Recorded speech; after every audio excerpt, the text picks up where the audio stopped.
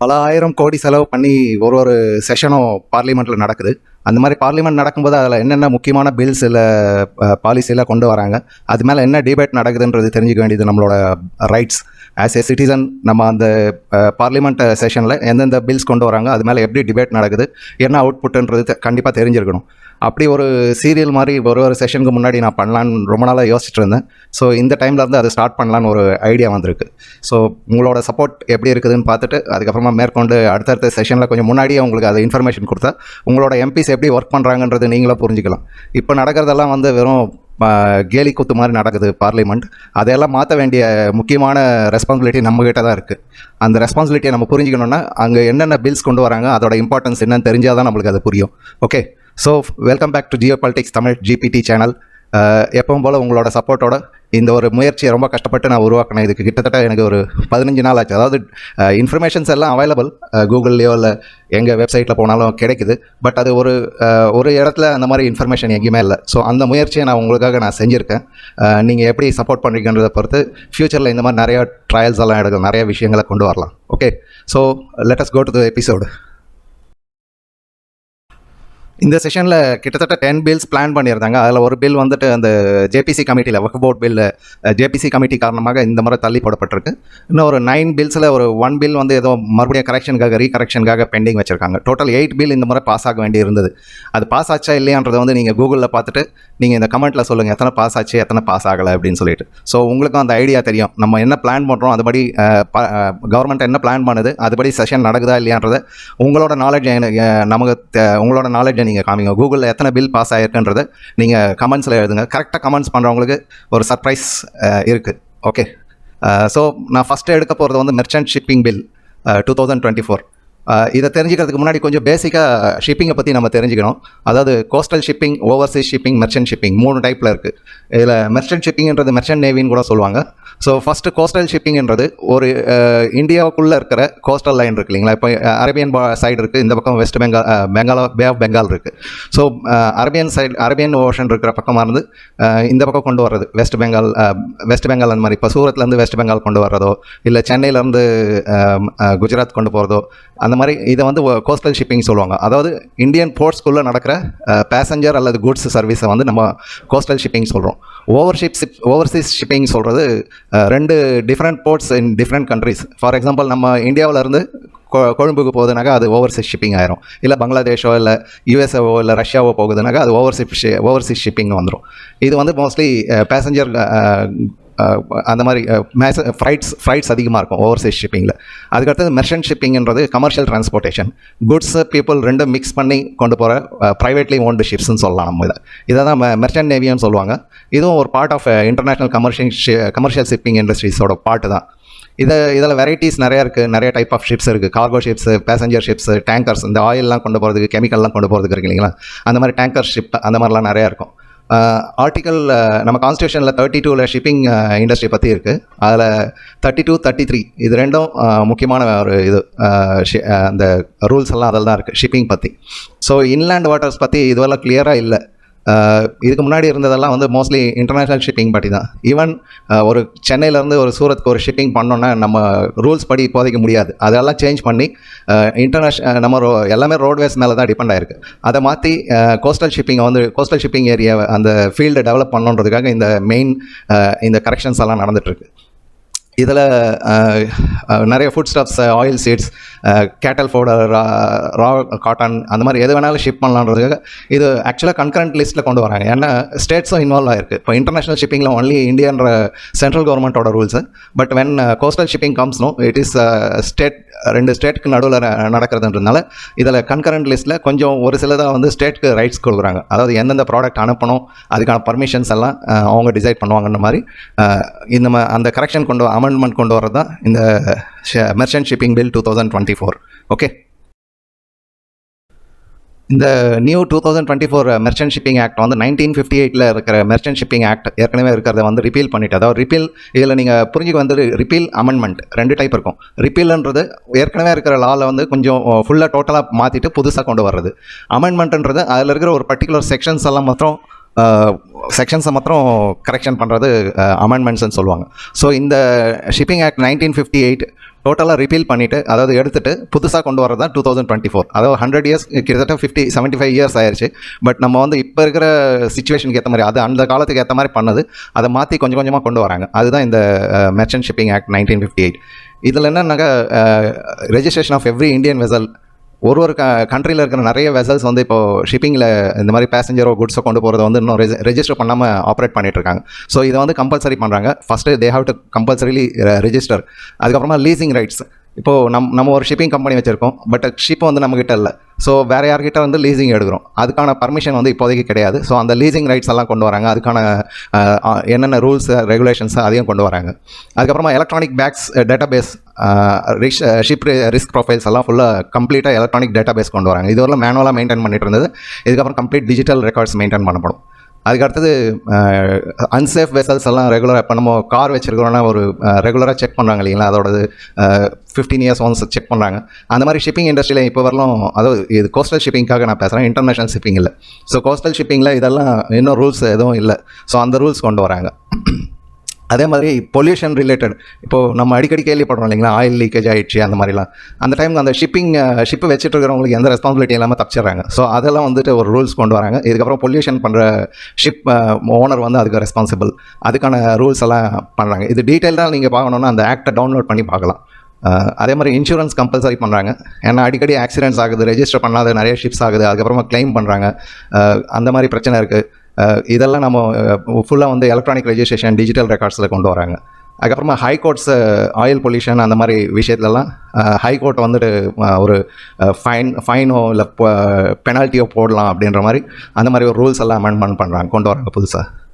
இது இல்லாமல் ஒரு நோடல் அத்தாரிட்டி, புதுசாக ஒரு நோடல் அத்தாரிட்டியை வந்து ஃபார்ம் பண்ணி அவங்க இதெல்லாம் அட்மினிஸ்ட்ரேட் பண்ணுறதுக்கு, சூப்பர்வைஸ் பண்ணுறதுக்கான பவர் எல்லாம் கொடுக்குறாங்க.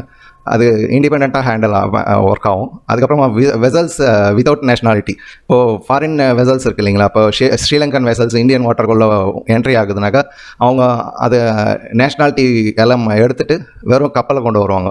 கப்பல்னாக்கா நீங்கள் நினைக்கிற மாதிரி பெரிய பெரிய கப்பல்ஸ் இல்லை, சின்ன சின்னதாக கப்பல்லாம் வரும். அது எதனா பண்ணால் கூட அவங்க எங்கள் கண்ட்ரி இது இல்லைன்ற மாதிரி ஆகிடும். ஸோ இதுக்கப்புறமா வந்து என்ட்ரி ஆகும்போது கம்பல்சரி நேஷ்னாலிட்டி அதில் ப்ரூஃப் இருக்கணும். அதே இந்தியன் கம்பெனியாக இருந்தால் இந்தியன் ஷிப்ஸாக இருந்தாக்கா இந்தியன் ஃப்ளாக் கண்டிப்பாக இருக்கணுன்ற ஒரு ரூல்ஸையும் கொண்டு வராங்க. அதே மாதிரி ஃப்ளைட் எல்லாம் ஸ்பெசிஃபை பண்ணி எவ்வளோ சார்ஜஸ் பண்ணணும், அதுக்கெல்லாம் ஒரு கைட்லைன்ஸ் எல்லாம் கொண்டு வராங்க. அபாண்டன்ட் வெசல்ஸ், நிறைய ஷிப்ஸ் வந்து அங்கேயே விட்டு போயிடுறாங்க. அதாவது ஒரு கட்டத்துக்கு அப்புறமா அது யூஸ் ஆகாதுன்ற போது அதை வந்து அபாண்டன் பண்ணிவிட்டு விட்டு போயிடுறாங்க. அதோட ரெஸ்பான்சிபிலிட்டி யாரோடது? ஸோ அந்த அபாண்டன்ட் வெசலை பற்றி என்ன ஆக்ஷன் எடுக்கணுன்றதுக்காக புது ரூல்ஸ் எல்லாம் கொண்டு வராங்க. ஸோ இதில் ஆப்போசிட் பார்ட்டிஸ் எல்லாம் என்ன அப்போஸ் பண்ணுறாங்கன்னாக்கா, எல்லாத்தையும் வந்துட்டு நீங்கள் சென்ட்ரல் கவர்மெண்ட் மூலிமா கண்ட்ரோல் பண்ணுறதுக்கு பார்க்குறீங்க, இதில் ஸ்டேட்டுக்குன்னு வந்து நிறைய பவர் கொடுக்கணும் அப்படின்ற மாதிரி. அது கரெக்டான இன்ஃபர்மேஷன் இல்லை. அவங்க என்ன ஆக்சுவல் டிமாண்ட் என்னென்னு, ஓவராலாக இது ஸ்டேட்டுக்கு எல்லாம் எப்போ போல தான் சென்ட்ரல் கவர்மெண்ட் எல்லாத்தையுமே எடுத்துக்குது, ஸ்டேட் கவர்மெண்ட்டுக்கு அகைன்ஸ்டாக இருக்குது அப்படின்ற மாதிரி ஒரு பேச்சு தான் தவிர ஒரு டீட்டெயிலாக எங்கேயுமே எனக்கு கிடைக்கல. உங்களுக்கு எங்கன்னா கிடைச்சதுன்னா கண்டிப்பாக சொல்லுங்கள். ஓகே, அடுத்து நம்ம பார்க்க போகிறது the carriage of goods by sea bill. அதாவது கோஸ்டல் ஷிப்பிங் நம்ம இப்போ பேசணும் இல்லைங்களா, அது மாதிரி carriage of goods sea act வந்து 1925 ஒரு பில் இருக்குது. அந்த பில்லில் நம்ம வந்து லோக்கலாக, அதாவது நம்ம கண்ட்ரிக்குள்ளே வேறு போர்ட்ஸ்க்கு கொண்டு போகிறது வந்து அது தடை செய்யுது. அதுபடி ஒன்லி இன்டர்நேஷ்னல் கேரேஜ் குட்ஸ் தான் அலோவ் பண்ணணுன்னு இருக்கிறது. அதை ரீப்ளேஸ் பண்ணிவிட்டு புதுசாக வராங்க. ஸோ அதில் அடிஷ்னலாக எந்த மாதிரி டைப் வெசல்ஸ் யூஸ் பண்ணணும், எந்த மாதிரி எவ்வளோ குவான்டிட்டி எடுத்துகிட்டு போகலாம், கண்டிஷன்ஸ் என்ன, அது டெஸ்டினேஷன் என்ன, அதெல்லாம் ஃபுல்லாக டீட்டெயில்டாக இதில் வந்து ரெஜிஸ்டர், அதாவது டீட்டெயில்டாக இன்ஃபர்மேஷன் கொடுக்குறாங்க. ஸோ இந்த பில்லும் ரொம்ப முக்கியமான பில். நம்மளோட இன்லேண்டு வாட்டர்வேஸ் டெவலப் ஆகிறதுக்கு இது நிறைய ஹெல்ப் பண்ணும். ஓகே, அடுத்து பில் ஆஃப் லேடிங் 2024 பாலிசி. இதுபடி என்னன்னாக்கா, ஒரு கான்ட்ராக்ட், அதாவது இப்போ நம்ம ஒரு ஷிப்பர்னு வச்சிங்களேன், நம்ம வந்து குட்ஸை வந்து ஒரு இடத்துலேருந்து இன்னொரு இடத்துக்கு அனுப்புகிறோம். அதே மாதிரி எடுத்துகிட்டு போகிறவங்க வந்து நீங்கள் ரோட் டிரான்ஸ்போர்ட்டில் கூட நீங்கள் ஏதோ ஒரு ஏஜென்சியில் புக் பண்ணுவீங்க. எடுத்துகிட்டு போகிற ட்ரக்கும் வந்து வேறு ஒரு கம்பெனியோடது இருக்கும். அதுக்கப்புறமா மறுபடியும் அது டெலிவரி பண்ண இடத்துல உங்களோட நீங்கள் எங்கே அமிச்சிங்களோ அவங்க கலெக்ட் பண்ணுறது வேறு ஏஜென்சி இருக்கும். ஸோ இந்த மாதிரி கான்ட்ராக்ட்ஸை எப்படி சைன் பண்ணுறது, அதில் என்னென்ன டீட்டெயில்ஸ் இருக்கணும், அந்த full complete instructions, routing instructions எங்கேருந்து எங்கே போகணும். இப்போ சப்போஸ் சென்னையிலேருந்து சூரத் அனுப்புகிறோன்னாக்கா நடுவில் எங்கெங்கே ஸ்டாப் பண்ணணும், அந்த எங்கெங்கே டெலிவரி கொடுக்கணும், அந்த மாதிரி இன்ஸ்ட்ரக்ஷன்ஸ் எல்லாம் இதெல்லாம் கிளியராக இருக்கும். ஸோ இது மூலமாக நம்ம இன்லேண்ட் வாட்டர்வே மேஜராக பார்த்திங்கன்னா எல்லாமே இன்லேண்ட் வாட்டர்வே வந்து நம்மக்கிட்ட இல்லை, அந்த மாதிரி ரூல்ஸ் இல்லை. அந்த ரூல்ஸை வந்து புதுசாக கொண்டு வந்து நம்ம இன்லேண்ட் வாட்டர்வே ஒரு பெரிய ஃபீல்டாக கொண்டு டெவலப் பண்ணுறதுக்கான நிறைய சான்சஸ் இருக்கிறதுனால, அது இல்லாமல் இப்போ சப்போஸ் ரிவர்ஸ் எல்லாம் எந்த அளவுக்கு எந்த சைஸ் ஷிப் வரலாம் ஆப்ரேட் பண்ணலாம், அதில் எவ்வளோ கொண்டு போகலான்ற மாதிரி நான் ஏற்கனவே லாஸ்ட் வீடியோவில் போட்டிருந்தேன் பார்ஜஸ் பற்றிலாம். ஸோ இதெல்லாம் டெவலப்மெண்ட், இந்த பார்ஜஸ் எல்லாம் எப்படி யூஸ் பண்ணுறது, அதோட சைஸஸ் என்ன, டக் ஷிப்ஸ், டக் போட்ஸ் எல்லாம் எப்படி இருக்கணும், அந்த மாதிரிலாம் நிறைய இன்ஃபர்மேஷன்ஸ் எல்லாமே இன்லேண்ட் வாட்டர்வேக்கு தான் மேஜராக டெவலப் பண்ணுறதுக்காக இந்த பில்ஸ் எல்லாம் கொண்டு வராங்க. அப்போது இந்த பில்ஸ் எல்லாம் கொண்டு வரது யாருனாக்கா ministry of shipping and ports waterways, சபரனிந்தவால் அவர் தான் இப்போது இந்த பில் ப்ரெசென்ட் பண்ண போகிறாரு. அதாவது பார்லிமெண்ட் செஷன் ஒழுங்காக நடந்தால். அடுத்து நம்ம பார்க்க போகிறது பேங்கிங் லாஸ் அமெண்ட்மெண்ட் பில் 2024. இதை பற்றி ஏற்கனவே ஒரு செப்பரேட் வீடியோ போட்டிருந்தேன், நீங்களும் ரொம்ப சப்போர்ட் பண்ணியிருந்தீங்க. நம்ம நாமினிஸ் எப்படி ஃபிக்ஸ் பண்ணலாம், நியூ ப்ரொசீஜர்ஸ் என்ன, ஒருத்தருக்கு பதில் 4 நாமினிஸ் ஃபிக்ஸ் பண்ணலாம், அந்த மாதிரி விஷயம். அதுக்கப்புறமா பேங்க்ஸ்க்கெல்லாம் சில ரூல்ஸ் எல்லாம் சேஞ்ச் பண்ணாங்க. ஸோ இதெல்லாம் நிறைய நான் ஏற்கனவே ஒரு போட்டிருந்தேன், அது நீங்களும் நிறைய சப்போர்ட் பண்ணி நிறைய பேர் பார்த்துருந்தீங்க. ரொம்ப சந்தோஷமாக இருந்தது. கிட்டத்தட்ட 2000 வியூஸ் வந்தது ஃபஸ்ட் டைமாக. ஸோ அந்தளவுக்கு அதில் ஃபுல்லாக டீட்டெயில்ஸ் இருக்குது. ஸோ இதில் நான் அதிகமாக அதை எக்ஸ்பிளைன் பண்ணல. சப்போஸ் யாராவது மிஸ் பண்ணியிருந்தால் நீங்கள் அந்த வீடியோவை போய் பார்க்கலாம். ஓகே, அடுத்து நம்ம பார்க்குறது ரயில்வேஸ் அமெண்ட்மெண்ட் ஆக்ட் 2024. எனக்கு உண்மையில் ரொம்ப பிடிச்சமான ஒரு விஷயம் என்னன்னாக்கா, டாக்டர் அஸ்வின் ரொம்ப ஸ்பெஷலாக அவரோட குவாலிட்டி ஆஃப் ஒர்க் வந்து நம்ம சொல்லக்கூடாது, சும்மா சொல்லக்கூடாது. One of the best minister in this Modi government. I think like Nitin Gadkari எல்லாருமே குறை சொல்ல முடியாது, but he is one of the gem. அவர் ரயில்வே வந்து ஃபுல்லாக புரட்டி போடுற மாதிரி நிறைய விஷயங்கள் செஞ்சிட்ருக்காரு. அதில் இந்த ஒரு கரெக்ஷன் அமெண்ட்மெண்ட் வந்து ரொம்ப முக்கியமான ஒன்று. அதாவது ரயில்வேஸ் ஆக்ட் 1989, அதுக்கப்புறமா இந்தியன் ரயில்வேஸ் போர்டு ஆக்ட் 1905. அதாவது 1905லேருந்து இதுவரைலாம் அந்த ரயில்வே போர்டு ஆக்டை வந்து மாற்றவே இல்லை, அப்டேட் பண்ணவே இல்லை. கிட்டத்தட்ட 100 வருஷத்துக்கு மேலே ஆயிடுச்சு. பட் ஸ்டில் நம்ம இன்னும் அந்த பழைய பாலிசியை பிடிச்சி தொங்கிட்டு இருக்கோம். ஸோ அதை ஃபுல்லாக கரெக்ட் பண்ணுறாரு. அதே மாதிரி ரயில்வேஸ் ஆக்ட் 1989லேயும் கொஞ்சம் கரெக்ஷன்ஸ் எல்லாம் நடக்குது. ஃபஸ்ட்டு நம்ம பார்க்குறது வந்து இந்தியன் ரயில்வே போர்டு ஆக்டில் என்ன கரெக்ஷன் பண்ணாங்கன்னாக்கா, புதுசாக இப்போது ஆல்ரெடி ரயில்வே போர்டு இருக்குது. இப்போது அதில் number of railway boards members வந்து கொஞ்சம் கம்மியாக இருக்காங்க. அதுவும் இல்லாமல் இவங்க மோஸ்ட்லி எல்லாம் ப்ரொமோஷனில் வர்றவங்கன்றதுனால சரியான ஒர்க் நடக்கிறது இல்லை. ஸோ ஃப்யூச்சரில் என்னன்னாக்கா ஒரு அதாவது எக்ஸாம்ஸ் மாதிரி, என்ட்ரன்ஸ் எக்ஸாம் மாதிரி இதுலேயும் வச்சு கரெக்டான ஆளை செலக்ட் பண்ணுறது முக்கியமான ஒரு இது. ஸோ அந்த மெம்பர்ஸை எப்படி செலக்ட் பண்ணுறது, அதுக்கான குவாலிஃபிகேஷன்ஸ், எக்ஸ்பீரியன்ஸ், அவங்களோட சர்வீஸ், டேர்ம்ஸ் ஆஃப் சர்வீஸ் எல்லாம் என்ன இருக்குன்றது, சேர்மன் யார், மெம்பர்ஸ் யார், method of appointment of these positions, அது எல்லாமே வந்து ஃபுல்லாக கிளியராக டிஃபைன் பண்ணியிருக்காங்க இந்த டைம். ஸோ இதனால் என்னென்ன ஆகுனா, ரயில்வே போர்டு வந்து ஒரு எஃபிஷியன்ட், அதாவது முக்கியமான ஒரு ஆஃபீஸ் இது. ஸோ ஃபுல்லாக எவ்வளோ பெரிய வேர்ல்டில் மிகப்பெரிய நெட்வொர்க் நம்ம இந்தியன் ரயில்வேஸ். ஸோ அதை கண்ட்ரோல் பண்ணுறதுக்கான அந்த குவாலிட்டியான ஒரு ஆள் வேணுன்றது ரொம்ப முக்கியம். ஸோ அந்த போர்டு மெம்பர்ஸும் வந்து ரொம்ப முக்கியம். ஸோ இங்கே வந்து நம்ம குவாலிஃபிகேஷன் தான் பார்க்கணும். அந்த ஒரு மோட்டிவோடு கொண்டு வர ஒரு முக்கியமான ஒரு சேஞ்சஸ் தான் ரயில்வே போர்டு ஆக்ட் 1905 ரிப்பீல் பண்ணி நியூ 2024 கொண்டு வராங்க. அதுக்கப்புறமா ரயில்வே ஆக்ட் 1989ல் கொஞ்சம் கரெக்ஷன்ஸ் எல்லாம் பண்ணுறாங்க. அதாவது decentralisation of powers. Railway zones இருக்குது, நீங்கள் கேள்விப்பட்டிருப்பீங்க. கிட்டத்தட்ட 17 ஆப்ரேஷனல் ஜோன்ஸ் இருக்குது. அந்த ஜோன்ஸ் இப்போ 18th நார்த் ஈஸ்ட்டில் கொண்டு வராங்க. அது இன்னும் ஃபுல்லாக செட்டப் ஆகிட்டுருக்கு. ஸோ 17 ஆல்ரெடி ஆப்ரேஷனில் இருக்குது. ஸோ இந்த போர்ட்ஸ்க்கெல்லாம் பெரிய அளவில் பவர், அதாவது ஒரு பட்ஜெட்டுன்றது ரயில்வே பட்ஜெட் ஒதுக்குனதுக்கப்புறமா எந்த இதுக்கு யார் எவ்வளோ பட்ஜெட் போகணும், எந்த ஜோனுக்கு எவ்வளோ பட்ஜெட் போகணுன்றதெல்லாம் மினிஸ்ட்ரியிலேருந்தெல்லாம் டிசைட் பண்ணுறதை மாற்றி இதுக்கப்புறமா டீசென்ட்ரலைஸ் பண்ணுறாங்க. அதாவது அந்தந்த ரயில்வே ஜோன்ஸ் அவங்களோட பட்ஜெட்டை அவங்களே மேனேஜ் பண்ணுறது, இன்ஃப்ராஸ்ட்ரக்சர் அவங்களே மேனேஜ் பண்ணலாம். ரெக்ரூட்மெண்ட் அவங்க இண்டிபெண்ட்டாக, இப்போ சவுத் ஜோன் தமிழ்நாடெல்லாம் இருக்குது இல்லைங்களா, அவங்க வந்து அவங்களோட ரெக்ரூட்மெண்ட், அவங்களுக்கு தேவையான ஆளுங்களாம் அவங்களே இண்டிபெண்ட்டாக செலக்ட் பண்ணிக்கலாம். அதுக்கான கைட்லைன்ஸ் மட்டும் கொடுத்துருவாங்க அவங்க. ஸோ டிசிஷன் வந்து அவங்களோடது இருக்கும். ஸோ இதனால் என்னன்னாக்கா இமீடியட்டாக ரயில்வே தேவையான ஆளுங்களை எடுக்கிறது, இமீடியட் டெசிஷன் எடுக்கிறது, பட்ஜெட்லேருந்து எந்தெந்த ப்ராஜெக்ட்டுக்கு இம்பார்ட்டன்ஸ் கொடுக்கறது, அதெல்லாம் கரெக்டாக ஒர்க் பண்ணலாம். அதே மாதிரி ஒரு இண்டிபெண்டன்ட் ரெகுலேட்டர் ஒன்று செட் பண்ணுறாங்க, ரெகுலேட்டரி பாடி. இதுலேயே கொஞ்சம் பேர் இருப்பாங்க. அவங்க என்னன்னாக்கா ரெகுலராக மானிட்டர் பண்ணிகிட்டு இருப்பாங்க. ரயில்வே டிக்கெட்ஸ்லாம் நமக்கு ரயில்வே வந்து லாஸில் போயிட்டுருக்கு. அதாவது பேசஞ்சர் ரயில்வே வந்து இப்போவும் லாஸில் தான் போயிட்டுருக்கு.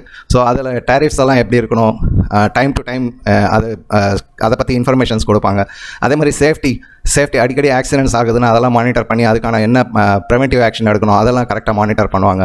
அதே மாதிரி ப்ரைவேட் செக்டர்ஸ் இப்போ எல்லாத்தையும் வந்து கவர்மெண்ட்லேயே இருக்கக்கூடாது, ஒரு சிலது வந்து ப்ரைவேட் செக்டர் லைக் இப்போ ஃபுட் சப்ளை அதெல்லாம் எதுக்கு கவர்மெண்ட் பண்ணிகிட்டு இருக்கணும். ஃபுட் சப்ளை இல்லை அந்த லாண்ட்ரி எல்லாம் க்ளீனிங் பண்ணுறது அந்த மாதிரி இப்போ ஒரு ரயில்வே ஸ்டேஷன் கட்டுறாங்கன்னு வைங்களேன், அதில் ஃபுல்லாக நம்ம இப்போ வரலாம் வந்து பிடபிள்யூடி இன்வால்வ் ஆயிருந்துச்சு. இதுக்கப்புறமா அந்த பர்டிகுலர் ஜோன் வந்து அவங்க டிசைட் பண்ணலாம் எந்த கான்ட்ராக்டர் மூலமா எவ்வளோ ஃபாஸ்ட்டாக வேலையை முடிக்க முடியும். ஒரு பிடபிள்யூடி மேலே டிபெண்ட் ஆகிருக்க வேண்டியிருக்கு தேவையில்லை, அவங்கள தனியாக கொண்டு வரலான்றது அந்த மாதிரியெல்லாம் கொண்டு நிறைய ரெகுலேட்டர் வந்து அதை ஹெல்ப் பண்ணுவாங்க அவங்களுக்கு. அதே மாதிரி ஜோனல் மேனேஜ்மெண்ட்டு நான் ஏற்கனவே சொன்னேன் 17 ஆப்ரேஷனல் ஜோன்ஸ் இருக்குது. ஒரு ஜென்ரல் மேனேஜர் இருப்பார், அது மறுபடியும் அந்த ஒரு ஜோனும் சப்டிவைட் பண்ணுவாங்க டிவிஷன்ஸை. அந்த டிவிஷன்ஸ் வந்து railway DRM divisional railway manager மாதிரி ஒருத்தர் இருப்பார். அவர் அந்தந்த பர்டிகுலர் டிவிஷனில் ஃபுல்லாக ரெஸ்பான்சிபிலிட்டி அவர் இருக்கும், மெயின்டெனன்ஸ் ஆப்ரேஷன் எல்லாமே. இப்போ என்னன்னாக்கா சென்ட்ரலாக இருக்கார், இதெல்லாம் சென்ட்ரல் டிஆர்எம் இருக்கார் இல்லைங்களா, அவர் வந்து தனியாக ஒர்க் பண்ணுவார், ஜிஎம் தனியாக ஒர்க் பண்ணுவாங்க. அந்த மாதிரிலாம் நிறைய கன்ஃபியூஷன்ஸ் இருக்குது. அந்த கன்ஃபியூஷன்ஸ் எல்லாம் கிளியர் பண்ணி அந்தந்த டிவிஷனில் இருக்கிறவங்க ஒரு டிவிஷனல் ஜெனரல் மேனேஜர் கீழே ஒரு கார்ப்பரேட் செட்டப் அவங்களே வந்து டிசைட் பண்ணி அவங்க அந்த ரெஸ்பான்சிபிலிட்டினா எடுத்துக்குவாங்க. ஸோ இதில் ஆப்போசிஷன்ஸ் கன்சர்ன்ஸ்ன்னு நான் பார்த்தவரில் என்னதுனாக்கா ப்ரைவேட்டைஸ் பண்ணுறாங்க ரயில்வேஸை அப்படின்ற மாதிரி. எனக்கு அந்த மாதிரி தெரியல, எதுவும் மேபி அவங்ககிட்ட கரெக்டான பாயிண்ட்ஸ் கிடைச்சிச்சுன்னா எனக்கும் புரியும். அது எனக்கு புரியல, மேபி ரைட் அவங்க கரெக்டாக கூட இருக்கலாம், இப்போதைக்கு எனக்கு தெரியல. ஸோ அதே மாதிரி புவருக்கு வந்து எதுவும் அக்சசபிலிட்டி இல்லைன்னு, இதில் புவருக்கும் இதுக்கும் என்ன சம்மந்தம்னு எனக்கு புரியல, அதுவும் கிளாரிட்டி இல்லை என்கிட்ட. அதுக்கப்புறமா அப்பாயின்மெண்ட்ஸ் எல்லாம் வந்து இந்தியன் ரயில்வேஸையே கெடுத்துருன்றாங்க. எனக்கு எப்படி கெடுக்கும்னு தெரியல, ஏற்கனவே கெட்டு போயிருக்கிற ஒரு சிஸ்டத்தை சரி பண்ணுறதுக்கு தான் இதை பண்ணிகிட்ருக்காங்க.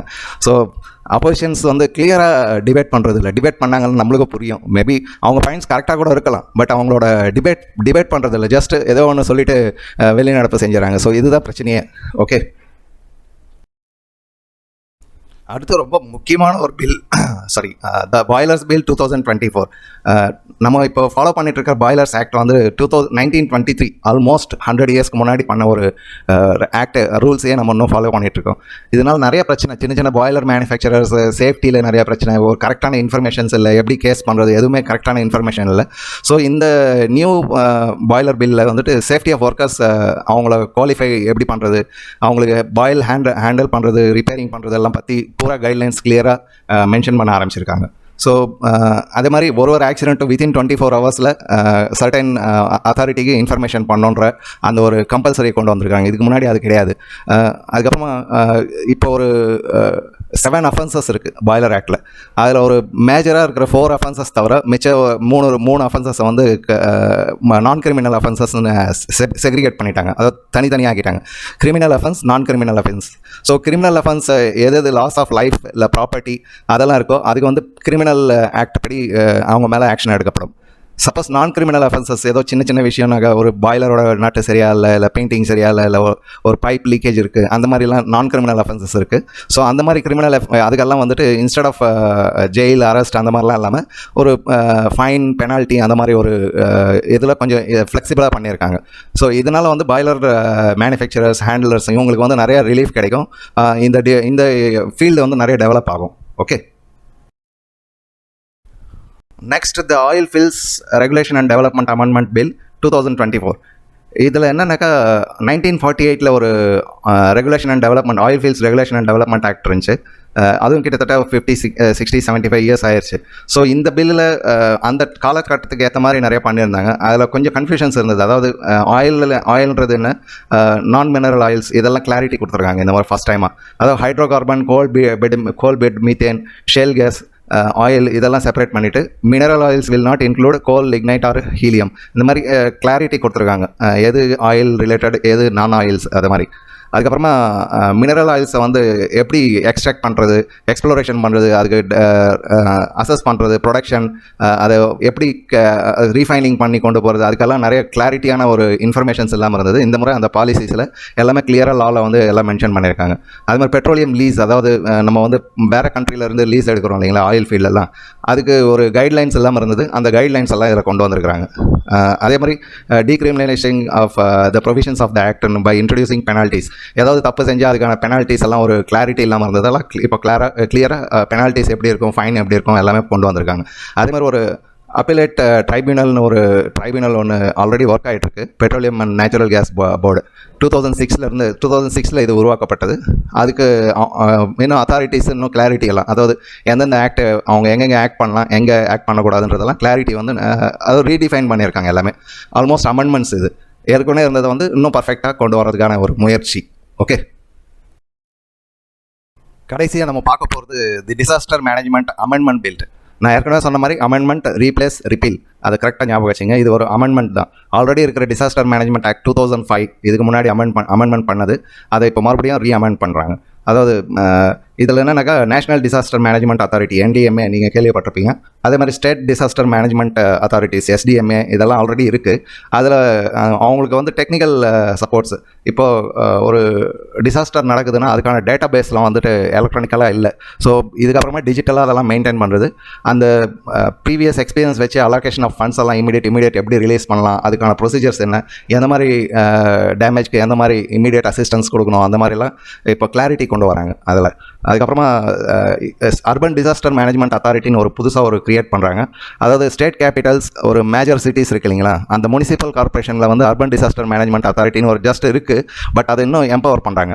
அதாவது அந்த பர்டிகுலர் சிட்டியில் இல்லை கேபிட்டலில் ரெகுலராக என்னென்ன நடக்கும், அதுக்கான டேட்டா பேசிஸில் ப்ரிவென்டிவ் ஆக்ஷன்ஸ் எல்லாம் என்னென்ன பண்ணணுன்றது ஒரு கிளாரிட்டி கொண்டு வந்து அது மூலமா இதெல்லாம் இப்போ உதாரணமாக சென்னையில் அடிக்கடி மழையினால் ப்ராப்ளம் வருது.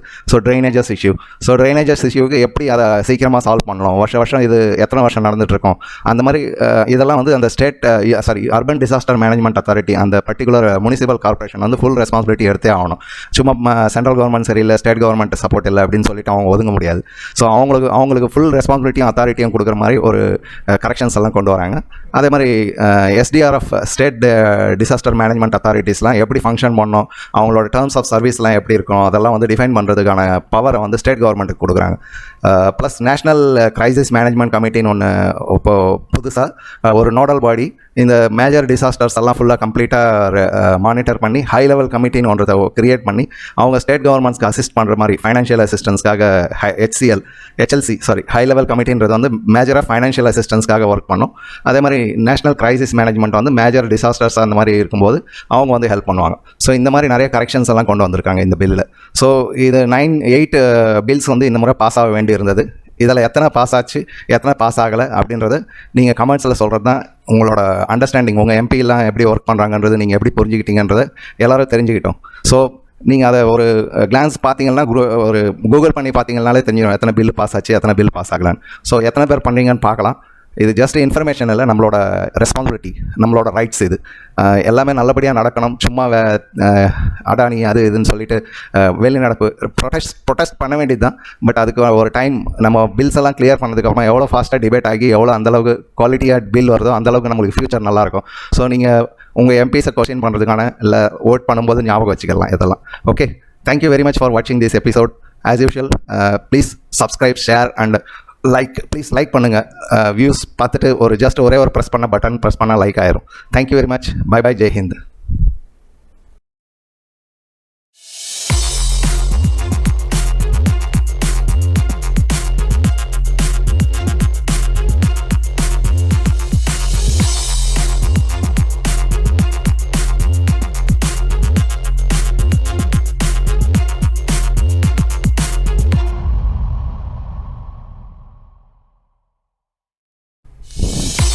ஃப்ரெண்ட்ஸ், என்ன சொல்கிறீங்க? நான் கொடுத்த இந்த இன்ஃபர்மேஷன் உங்களுக்கு யூஸ்ஃபுல்லாக இருந்ததா? இல்லை நான் சொன்னதில் ஏதாவது தப்பு, பேங்கர்ஸ் அந்த மாதிரி ஃபைனான்ஷியல் கன்சல்ட் எக்ஸ்பர்ட்ஸ் இருந்தீங்கன்னா நீங்கள் கண்டிப்பாக உங்களோட நான் எங்கன்னா தப்பு பண்ணியிருந்தால் அதை கொஞ்சம் கரெக்ட் பண்ணிவிடுங்க. ஸோ உங்களை கமெண்ட்ஸில் அதை மற்றவங்களும் படித்து புரிஞ்சுக்குவாங்க. ஐ திங்க் இது மாதிரி ஒரு நல்ல விஷயம் வந்து எல்லாமே பப்ளிக்கு போய் ஷேர்ணுன்றது தான் என்னோட ஆசை. As usual I request you to like, share, subscribe. Jai Hind. By.